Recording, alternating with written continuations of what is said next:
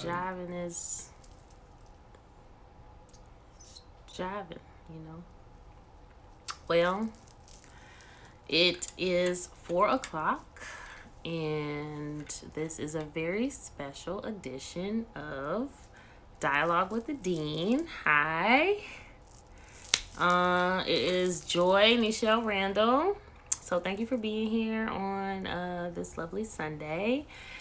Also known as Just Joy, also known as the Beauty Influencer. And this is my amazing padre, father. Happy Father's Day, Daddy. Thank you. Thank you. And this is a little conversation that he and I have that I like to call Dialogue with the Dean. We are here at what I call Joy University, where I'm learning in the school of life and try to share as much as possible with you guys. And I'll be honest, I'm having one of those like ugly days. Like I don't feel like cute today. I know you don't know anything about that, Daddy, because you just, you're just handsome all the time. Pretty, as you used to like to say. But I don't really feel all that cute. So, but, I just get on here and I do what I do. So, it don't even matter. It is what it is. I'm going to tell you really quickly, and this is something that I actually gave my father for Father's Day. Because truth be told, I don't really have any money, and I can make amazing things and use my talents to share. So I made him some beard oil, and it has grapeseed oil, bergamot, tea tree. So how did you like it? I liked it. It had a variety of minty fragrances to me. Yes. And then it had some soothing fragrances in there. Yes. So I like it quite a bit. Good. So hopefully you'll continue to use it and see how it works over time. I tend to recommend that you use things for a minimum of 30 days to get the maximum impact. So feel free to check that out on my website. So part of what we wanted to chat about and have been chatting about for a day or two, we're always talking about masculinity. We're always talking about sociology, because that's your background. People, groups, the study of it all. And we were talking, what I found really interesting was we were talking about the playoffs that just happened. I guess I don't want to get the teams wrong. Yeah. The Warriors and Toronto. Okay. And so Toronto won. And the only reason I'm not a sports fan at all, so the only reason I even really know about it is because of Drake, who's the rapper who you're probably not familiar with. You're more of a blues kind of guy. But yeah, Drake was all into it. He's from Canada. He's from Toronto or Canada somewhere. And, there was a lot of media coverage about it. And so you were talking to me about, who won the game. And you made a very interesting comment to me that we were talking about Steph Curry and that he, lost the game. And that he was probably very emotional and probably may have been crying, and that you found that to be very reasonable, that he would be very upset about and could get that level of emotion about this game. And I thought it was quite peculiar. Thought crying, really.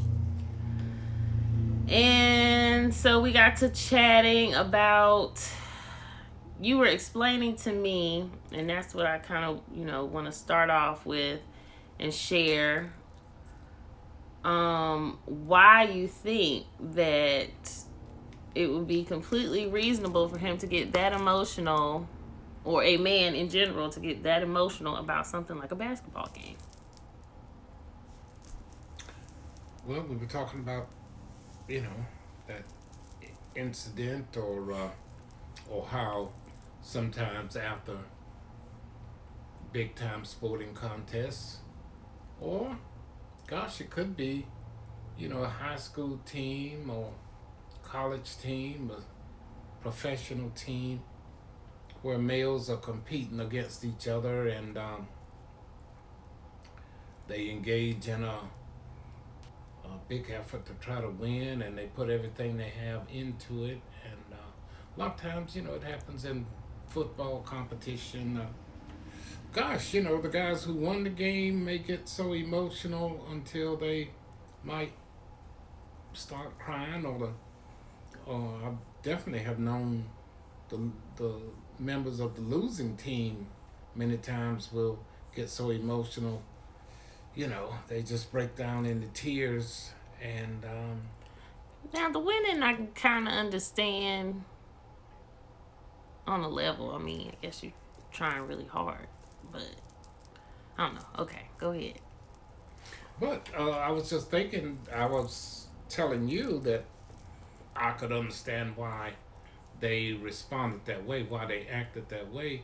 And I was just saying that I was, looking at it in terms of socialization, how in our society, when males have demonstrated, like in a sporting contest or in a boxing match, when they have demonstrated masculinity, when they have, really played a masculine role, and they have used their athleticism and their intelligence and everything they could to win, in an effort to win, and they have put so much emotion into it. They have demonstrated to the viewing audience how masculine they were. So when a lot of times in a situation like that, males will break down and cry because they have already demonstrated their masculinity. There's no doubt about their masculinity. So they can engage in something that's associated as feminine in our culture, and, not have their masculinity diminished.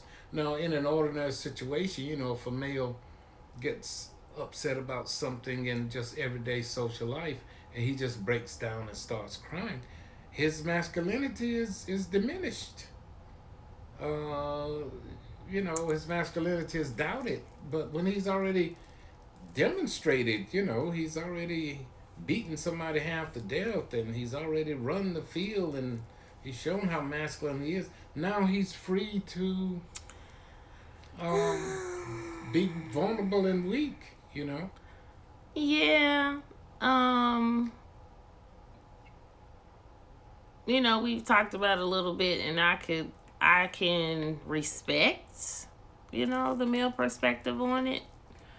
From the female angle, I definitely find it interesting because what I was saying is, I think that there are lots of women who definitely don't understand, like the male value system. We see it's a game like that to us is a fantasy on some level. Like, yes, it's a professional sport, but it's the fantasy of it, There are definitely things, especially for black males, that are very real that I think that they could have every right to get super emotional about. Things like, death, fear, I brought up the scene. Uh-oh.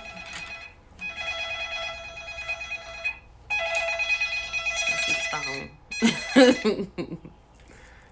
I brought up the scene in a movie called Boys in the Hood, which you haven't seen, but there was a scene where Trey gets pulled over by the police, and he, the police really rough him up, and he gets very frightened, and upset, and this tear, comes down. It's a very emotional scene. And I thought, he had every right in that type of situation to get emotional. Um, I think black men live with fear every day, and I tend to think that a lot of times the women in their lives get the brunt of, and I wouldn't even just say at that point that it's just black men. Of course, that's my experience as a black woman, but men in general, women get the brunt of the fact that men don't deal with their emotions. They can get emotional over something like that, like a football game. But in regular relationships, a lot of times women are looking for emotional responses from men. And I guess I just found it interesting that it's like, oh, it's completely normal to do that in a fantasy type situation, but in real life, you shouldn't. Well, I was thinking about how in our society, male socialization, it's particularly males of my generation. Now, younger generations may be socialized a little differently nowadays, but men of my generation, they were socialized to. That was an aspect of masculinity, was to be able to control your emotions, especially black males, where a lot of times, you are faced with situations in the society where, that are threatening, that are dangerous, or that are hostile to you, but you had to present a mask, you know, a lot of times, guys I grew up with, a guy who was good at that, who could control his emotions. He was called Ice, Iceman. You know, because he you never he might be fearful, he might be angry. You would never know it. And that's a respected thing. Well, it's a masculine trait in our culture. Women can express a full range of emotions. They can show fear, they can show envy, they can show fright, they can even be strong. Males generally, are not permitted to show a full range of emotions. They can't show, not the kind of socialization I got. You cannot show fear. You couldn't show vulnerability. Part of what you were saying too about how that relates is, traditionally men had to go to war, and they had to. That could be a reason why they had to learn to control emotions. Well, sociologists would, they now that's something sociologists have always studied is gender, gender roles, family roles, and so they pose the question, well, why do males act and behave this way? And black males, by the way, tend to be obsessed with masculinity, obsessed with it. Why do you think that is? Because it's a very valued thing in our culture. Masculinity is very valued, and also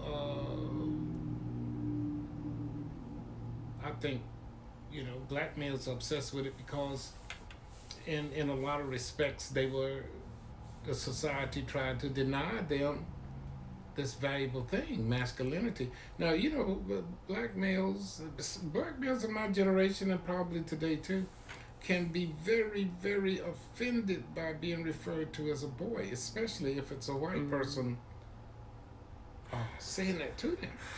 I don't really care for people calling me a girl either. I mean, it depends on how they say it, but I found that more and more recently that, especially people who are older than me, when they say girl, it's like They're trying to talk down to you or something. But anyway. Yeah, well, and it sort of, since there were so many contexts where it seems like this thing of being male and being masculine was diminished or denied, or people would try to deny it to black males. It just has made black males a little bit obsessed with, with being masculine. So black males, have always had this practice of referring to each other as man. Hey, man. Because a lot of times this status of being male and masculine, there were efforts to deny that to black males. So it's always made us obsessed with trying to get it, trying to hold on to it. And this thing of being obsessed with masculinity and the way males are socialized, to try to control their emotions and so forth, it sometimes makes it difficult for them to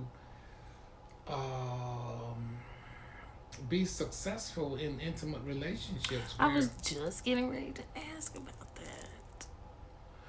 But that's just not the case for black males. That's the case for American males in general, because of the way they are socialized to control their emotions and not express them and show vulnerability. It makes it difficult in their relationships with women, because women express their emotions, but males are taught to control theirs. And because I know men genuinely get their feelings hurt in relationships. They do, but they try as hard as they can not to show it. And their solution to being hurt by a woman is to go get themselves another woman. Well, there you have it. I understand that, but I think that a lot of women need to hear that, honestly, from the male perspective, because of course if a woman in a romantic relationship is talking to a man about this, he's gonna deny that. Oh no, you're the only one. But I was saying that the way that, and just in my opinion and in my awareness and just what I've observed over time, the way that men are controlling the way they want to be perceived emotionally. It's not that they don't feel the emotions. The way they want to feel about, the perception of their emotions, that has been controlled since the beginning of time. Now, I have an interesting theory on that. Let's hear it. And I shared it on Tuesday on my other conversation, Tea and Wild Thoughts. Join me there Tuesday mornings on the Beauty Influencer page at 8:30. I was saying I feel like this has been controlled since Eve bit the apple. If you know me in simplifying and just my artistic mind, but God brought man here to protect the land and work the land. Right? It's pretty simple. Protect it, work it. Then Eve comes with, he gets lonely protecting and working this land. He gets lonely. And then he brings Eve here with an emotional intelligence. Now I know this might be a little challenging for you because you're very analytical. But just follow me. So he brings Eve here with an emotional intelligence. But that emotional intelligence pretty much got them messed up. Because that's what ended up happening. She bit the apple. This whole curse thing happened. And, from the devil, all that good stuff. So I feel like men have been trying to guard themselves from this emotional intelligence that women have for such a long time. Do you think that men, and it's just an honest question, do you think men feel kind of vulnerable to women's emotional abilities? Nah. Um, Now, you were given that religious interpretation, uh, but when you were given that, I was thinking, okay, um, this is the religious interpretation you were given. There are many different religious interpretations Oh yeah, of course. of how men and women should interact with each other. Now, you have but this interpretation is given in our Christian Bible, um, is an interpretation that was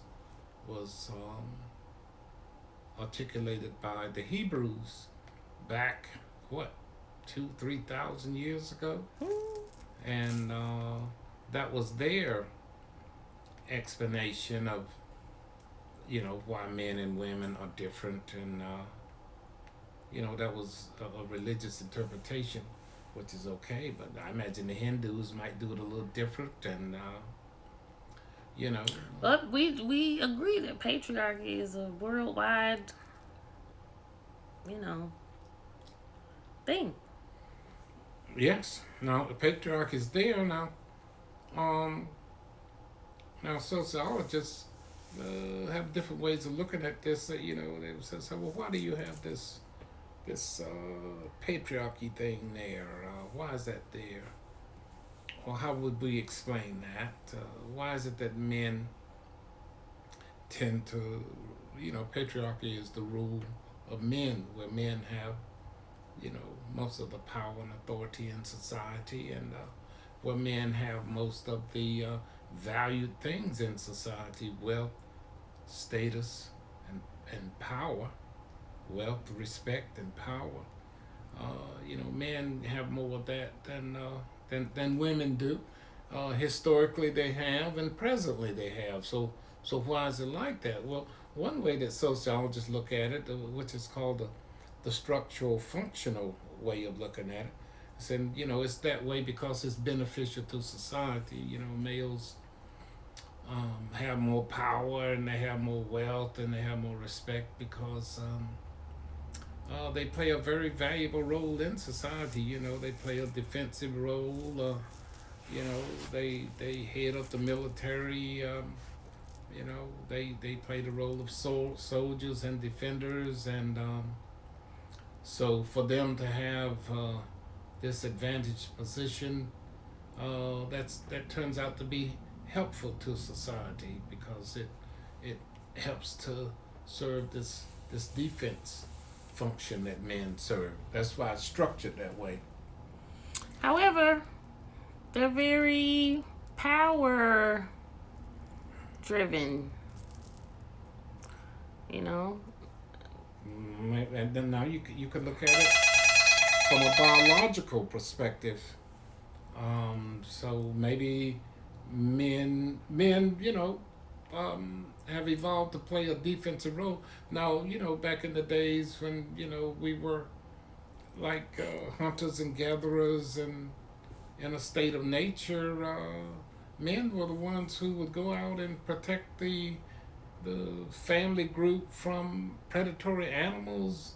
They would go out and hunt down game animals and drag them back so that the women and the children could be fed. And so they're just bigger and stronger than women. So True.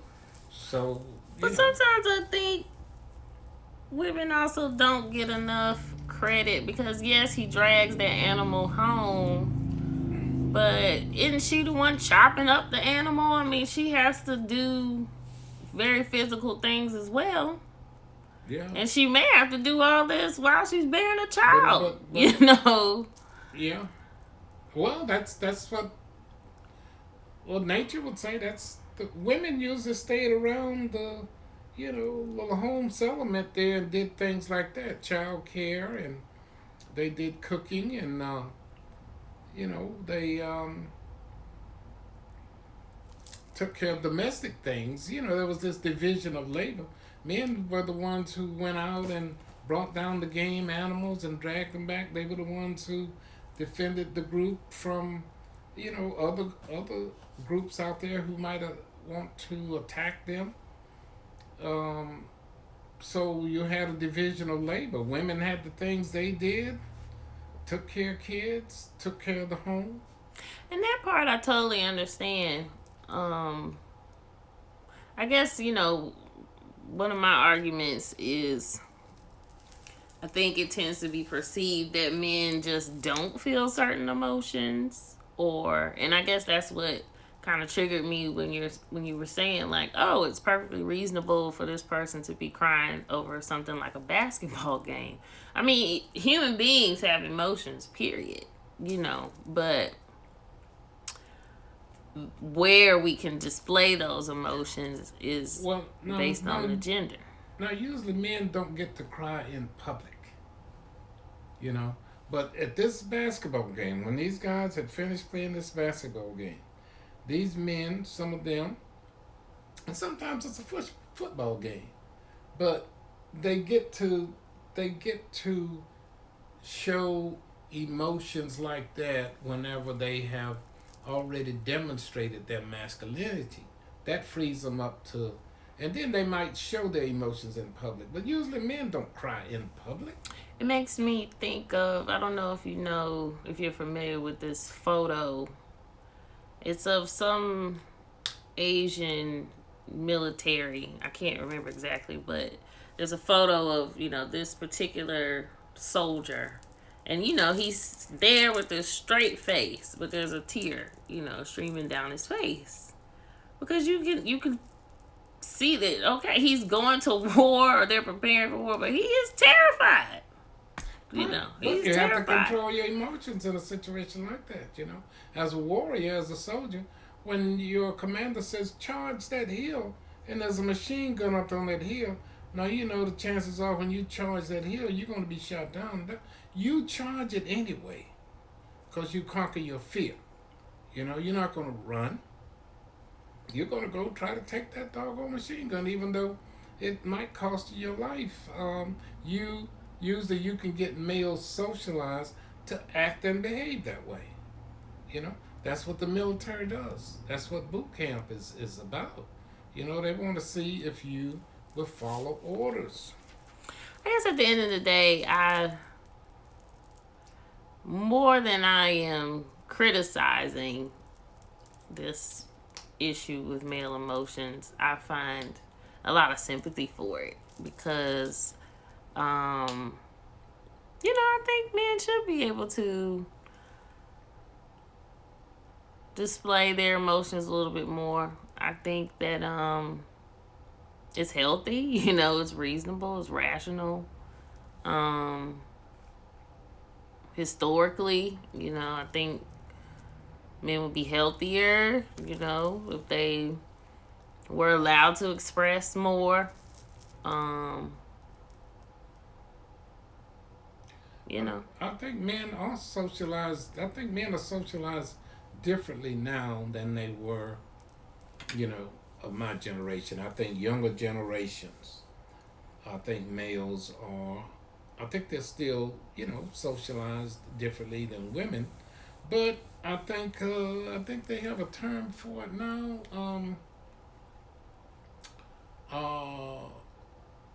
Where men and women are kind of socialized the same, so that we don't have these rigid gender role expectations, binary or something like that. I don't know rigid what that means. gender role requirements. I think increasingly nowadays, men are permitted to weep and be emotional, or to show fear, or to show vulnerability. I think it is healthier to. I think it's unhealthy to always hold your emotions in. Because it comes out in other ways. And have a lot of stress and anxiety and so forth.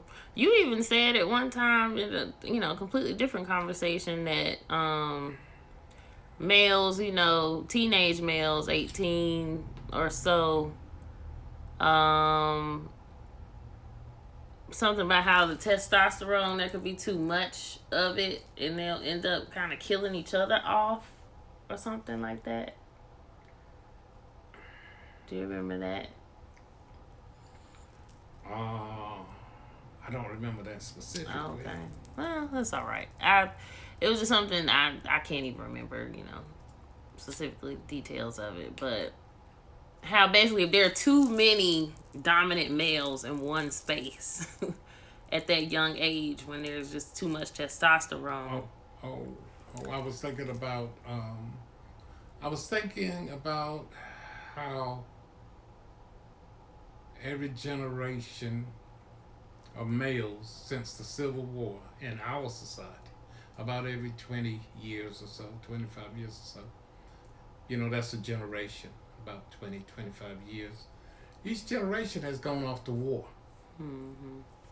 You had the Civil War, you had the Spanish American War, you had the World War One, you had World War Two, you had the Korean War, you had the Vietnam War. Different wars. My generation of males, we fought the Vietnam War. That was our war. My father's generation, they fought World War Two. My grandfather's generation, they fought World War One. The generation after me, I don't know what we call those guys.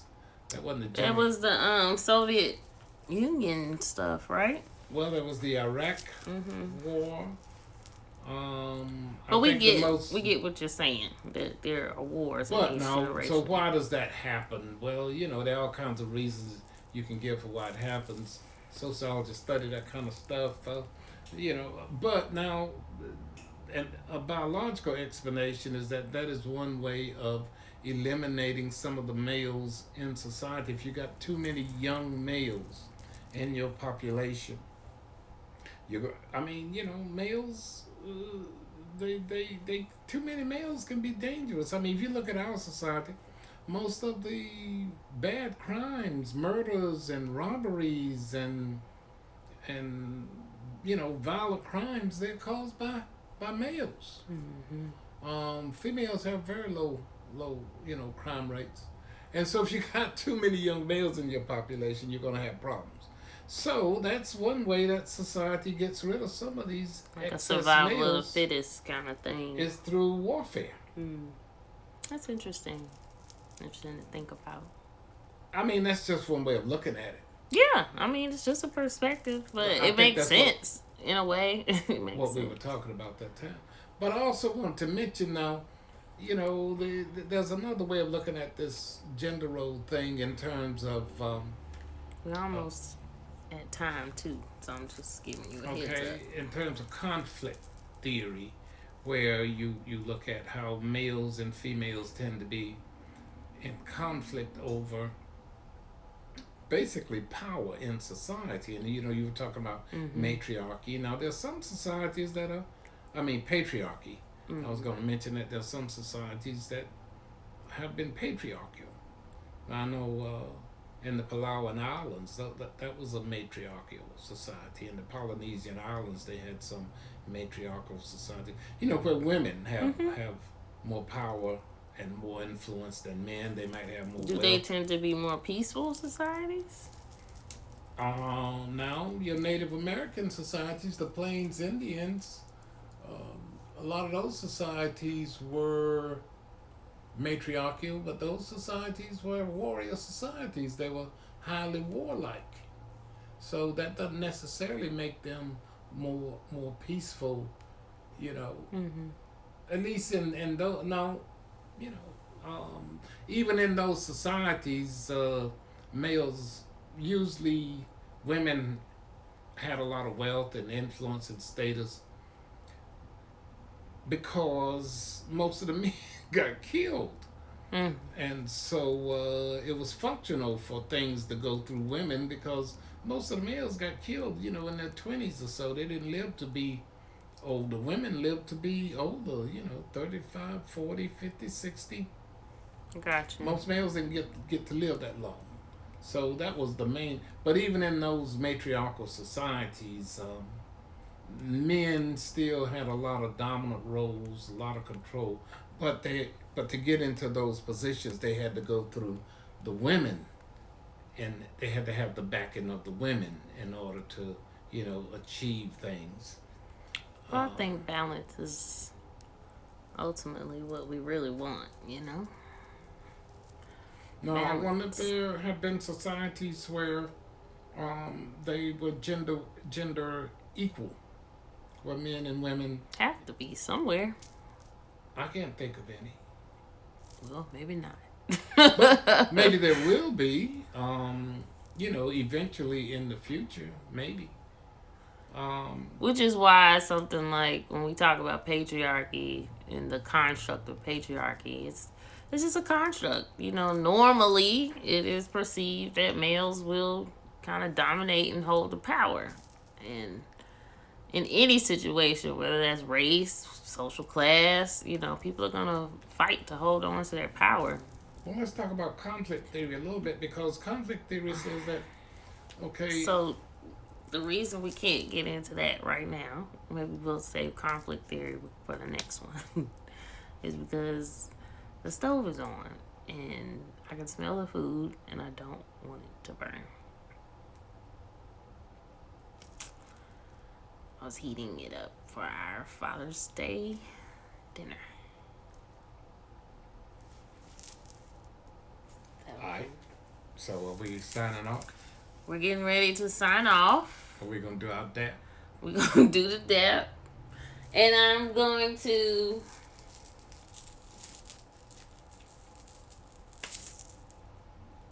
give you a kiss for Father's Day. All right. Muchos. And thank you for joining us with Dialogue with the Dean. I hope that everybody else is enjoying their Father's Day and, if at all possible, of course, and sending much love to those who may not be able to, thinking of you. We'll do this again. We normally do it on Thursdays at 1 o'clock. And what social conflict? Is that what you said? Oh, conflict theory. Yeah. Conflict theory. How conflict theory makes sense out of gender roles. So let's put a mark on that. And we'll talk about conflict theory next time. And symbolic interactionist theory. Ooh, those are big words. I don't even know what they mean myself. So we'll get into that, and feel free to share any topics that you love our perspectives on, and we'll see you next time. Enjoy the rest of your Sunday. Peace.